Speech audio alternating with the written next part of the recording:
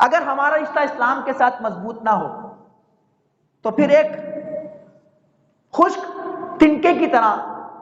بلکہ بھوسی کی طرح جدھر کی ہوا ہوگی وہ اس کو ادھر اڑا کے لے جائے گی۔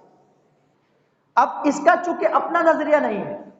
چونکہ اب اس کا تعلق اسلام کے ساتھ مضبوط نہیں ہے، چونکہ اب اس شخص نے اسلام کو، قرآن و حدیث کو مضبوطی سے نہیں پکڑا، اب اس کا کوئی عقیدہ نہیں، اب یہ خالی ذہن ہے،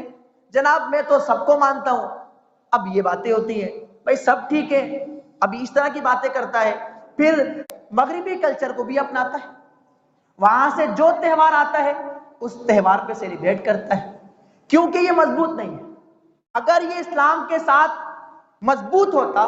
قرآن و احادیث کے ساتھ یہ انسان مضبوط ہوتا، تو پھر یہ آندھی ہو یا طوفان یہ نہیں ہٹتا پیچھے، یہ اپنا کام کرتا۔ اگر ہم اس کو ایک خوبصورت مثال سے سمجھیں، تمام انبیاء کرام کی زندگی کو سامنے رکھیں، تمام انبیاء کرام کی زندگی کو سامنے رکھیں، ان انبیاء کرام علیہم السلام نے دیکھیے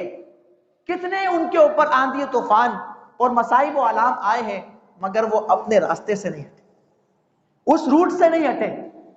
جو روٹ، جو طریقہ، جو ٹریک اللہ نے ان کو دیا تھا، خود تو وہ چلتے ہی تھے، قوموں کو لے کر ان کو چلنا ہوتا تھا، وہ جتنی بھی آندھی طوفان، گمراہی اور